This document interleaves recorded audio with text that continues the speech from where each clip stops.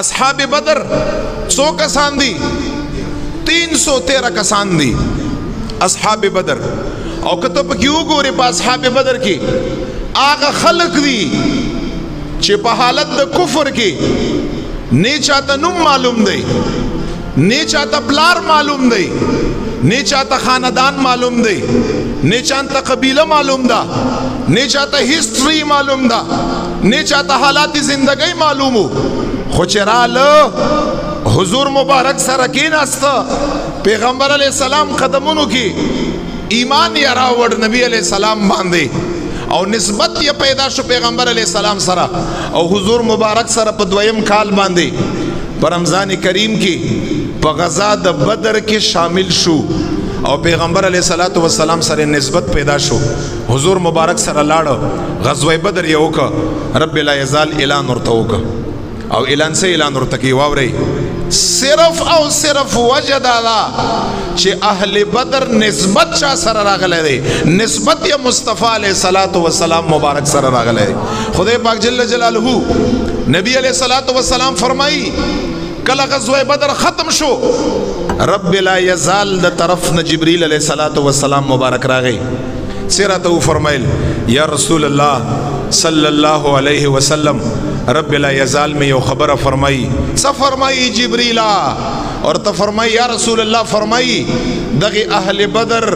313 صحابوں تو فرمایا چھ رب لا یزال میں فرمائی اعملوا ما شئتم قد غفرت لکم رب لا یزال میں فرمائی چھ دغی طول صحابوں تو آیا چھ نن پس سنگ کار کوئی کوئی رب تاسو بخلی جنت بخام خدا خیلہ گئی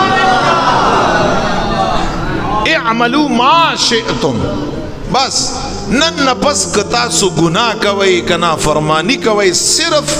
دا شرک او دا کفر نا علاوہ چی اگا ایمان ختمی دا اغین علاوہ چی ہر قسم عمل دستاسو خوخی تاسو تا اجازہ دا تاسو اکڑے شئی اعملوا ما شئتم او رستو دا سی بیانور تایی چی عملم که مثال کے طور پا اکنو خیر دے بیارانا بخنو غاڑے رب ارتے نانا بخنم مرانا غاڑے بخنم مغاڑے پا ایڈوانس کے رب ارتا فرمائی قد غفرت لکم مار دا پا ایڈوانس کے بخنم کڑے دا ارتا فرمائی یا رسول اللہ سمرلوے خبر رہا چی خدای پاک علی اجازم در کا چی سا عمل کئی کویا او پی ایڈوانس کے در داسم ہوئی چی قد غفرت لکم او پیو روایت کے داسم رازی چی حضور مبارک ورطا فرمائی خدای پاک جل جلالو بخنم در تکڑے دا جنت تبم داخل لگئی سو وجہ دا دمرا عام و خلقو تا پا اغا کا ظاہری توگا باندے اوکتیشی کمال توگا باندے اوکتیشی دا ابو جہل لیو دا پا ظاہری مال طریقہ باندے یا صحت پا طریقہ باندے یا دا سے نور دیر شایان دی دنیا دا غیب پا طریقہ باندے خواہ اگوی تک ہوگو ریا اگوی زیاد زور اور دی اگوی تا دا نویل کگی او دا غریب و صحابو تا دا ویل کگی وجہ صدا وجہ صرف اور صرف نسبت دا مصطفیٰ علیہ السلام مبارک دی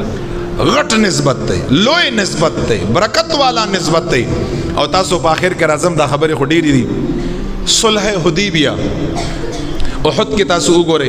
درہم کال باندے گوشو نبی علیہ السلام فرمائی پا امت کی پس دا بدر نا پس طولو نا بہتر خلق سوک دی احد مجاہدین دی نبی علیہ السلام فرمائی پا آخر کی تاسو راشے کلچے حدیبیہ پشپگم کال دا ہجرت باندے نبی علیہ السلام عمرے نا پاتے شو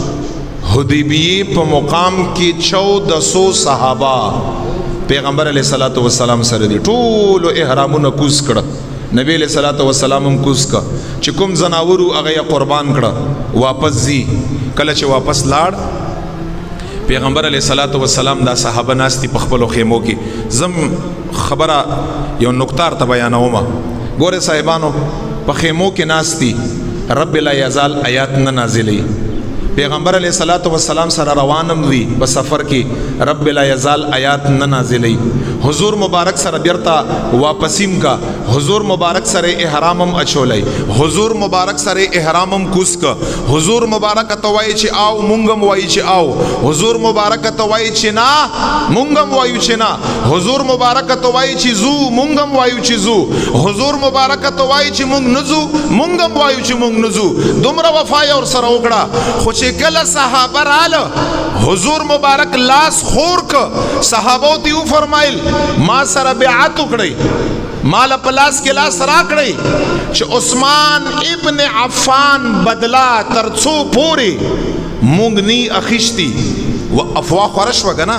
چې عثمان ابن عفان په مکه مکرمه کې کافرانو څخه شهید کا دلته نبی علیہ الصلوۃ والسلام صحابو نه بیعت وخښتا اور ته فرمای ما سره بیعت وکړي ما پلاس کې لاس راکړي چې څو پورم د عثمان ابن عفان بدلنی اخیشتي دې زینب نزو یو صحابی راته نبی علیہ الصلوۃ والسلام سره پلاس کې لاس ورکا پیغمبر علیہ السلام سره بیعت وکړه نبی علیہ السلام ته فرمایي یا رسول الله چې تاسو په حکم باندې ترڅو پوری مونږ د عثمان ابن عفان بدلنی اخیشتي یا رسول الله مبارکا مونږ به دې زین نزو ځان بم قربانو جان اولاد او پیسې هر څه به قربانو یا رسول الله خو صاحبانو چې حضور مبارک سره پلاس کې لاس ورکه پیغمبر علیہ السلام سره نسبت پیدا شو مزید په نسبت کې نور قوت راغی په مان نسبت کې نور مضبوطیا راغلا دلته جبريل علیہ الصلوۃ والسلام مبارک په قران کریم کې آیات نازل کا او څنګه آیات یې نازل کا یا رسول الله چې صحابه ستا سره نسبت زیاتې زبی فضیلت زیاتوم ورځ په ورځ باندې چې نسبت در سره زیاتې فضیلت په زیاتوم رب لا یزال صحابه ول اعزاز ورکا چې ورته فرمایل یا رسول الله تګوا وسا ز اغټول صحابه ناراضی ما چې کوم صحابه لاند د ونه نه په حدیبیه کې تا سره بیعت وکړه قرآن گواه قرآن باغی باندې مهر راغی زټول نرزایم ما ټول بخلی دي ما ټول ته مغفرت کړه یا رسول الله چې کوم صحابه تا سره په حدیبیه کې بیعت کړه ده او نبی علیہ الصلوۃ والسلام مبارکم سے فرمائی هغه مبارکم اعلان وکړه حدیث یې فرمایو امام بخاری حدیث ده پیغمبر علیہ الصلوۃ والسلام مبارک فرمائی چې کوم یو انسان په حدیبیه کې ما سره بیعت کړه ری ما سره نسبت مزید مضبوط کړه ری ما سره وفا کړه دا پیغمبر علیہ السلام فرمائی په هغه یو کس باندې اور د جهنم حرام دی جهنم لا غنشیت دی وجه سوا پیغمبر علیہ الصلوۃ والسلام مبارک سره نسبت حضور علیہ السلام چې څومره به صحابه نسبت کې پختګی را وستا دومره به الله جل جلاله په فضیلت کې بلندی را وستا